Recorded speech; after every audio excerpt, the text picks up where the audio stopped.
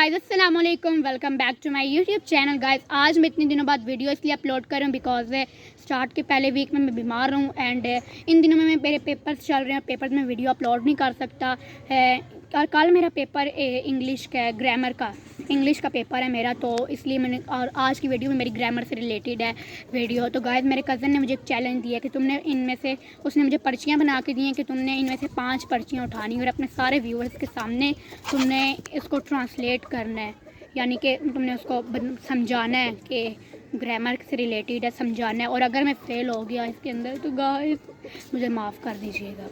तो guys start करते हैं। पहली पर्ची में हमारे पास क्या निकलता है, रिफ्लेक्सिव प्रोनाउन निकली है। गाइस देखते हैं, मुझे आती है, मुझे बहुत अच्छे से मैं आपको इंशाल्लाह समझाऊंगा रिफ्लेक्सिव प्रोनाउन।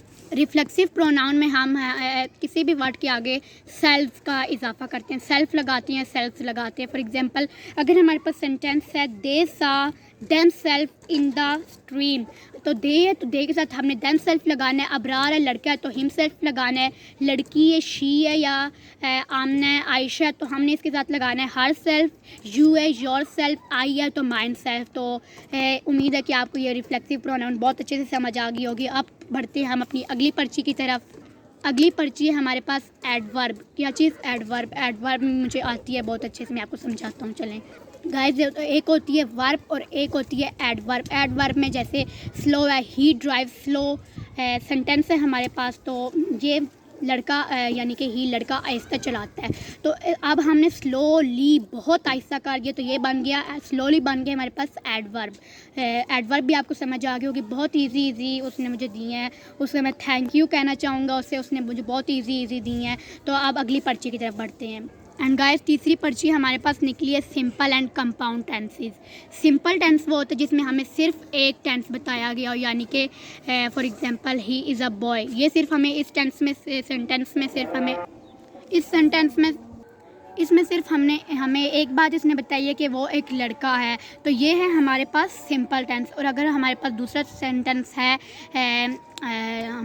सेंटेंस है शी हैज़ अ कैट, उसके पास एक बिल्ली है एंड इट्स नेम इज़ मानो, और इसका नाम मानो है। देखें अब इसमें हमें 2 सेंटेंस बताए गए हैं, शी हैज़ अ कैट, इसको उसके पास बिल्ली है, एंड इट्स नेम इज़ मानो। तो ये हमारे पास कंपाउंड सेंटेंस, जिस सेंटेंस में हमें 2 बातें बताई जाएं वो कहलाता है कंपाउंड, और जिस सेंटेंस में हमें सिर्फ एक सिंगल बात बताई जाए वो कहलाता है सिंपल सेंटेंस। एंड गाइस अब हमारे पास अगली पर्ची है जीरेंड and participles. जीरेंड and participles, think क्या है, आ गया। जीरेंड्स एंड पार्टिसिपल्स होते हैं दरअसल से वर्ब। अगर कोई वर्ब सेंटेंस के स्टार्ट में आ जाए, for example sleeping on time is good habit. अब स्लीपिंग सोना सेंटेंस के स्टार्ट में आ गया है ना, तो ये हो गया हमारे पास जीरेंड। और पार्टिसिपल वो होता है जो सेंटेंस के हमारे पास सेंटेंस के दरमियान में आ जाए वर्ब, तो वो होगा हमारे past participle. For example Pakistan is a development country. Developing अब हमारे पास वर्ब है तो ये आ गया सेंटेंस के दरमियान में, कह रहे हैं कि पाकिस्तान एक डेवलपमेंट कंट्री है।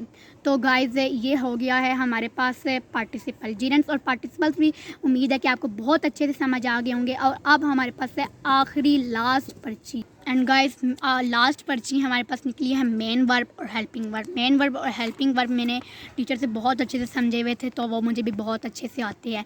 मेन वर्ब वो होता है जो सेंटेंस में मेन होता है, और हेल्पिंग वर्ब जो हमारे पास सेंटेंस में मदद कर रहा हो। For example we are playing cricket, हम क्रिकेट खेल रहे हैं, तो इसके अंदर प्लेइंग हमारे पास है मेन वर्ब और हेल्पिंग वर्ब आर है। तो उम्मीद है कि आपको आज के जितने भी मैंने 5 ग्रामर्स के लेसन्स दिए हैं, आपको उम्मीद है कि आपको समझ आ गई होगी। और अब मिलेंगे अगली वीडियो में, और अगर आपको ये वीडियो पसंद है तो लाइक करें, शेयर करें एंड सब्सक्राइब करें। आप मिलेंगे अगली वीडियो में, तब तक के लिए अल्लाह हाफिज़।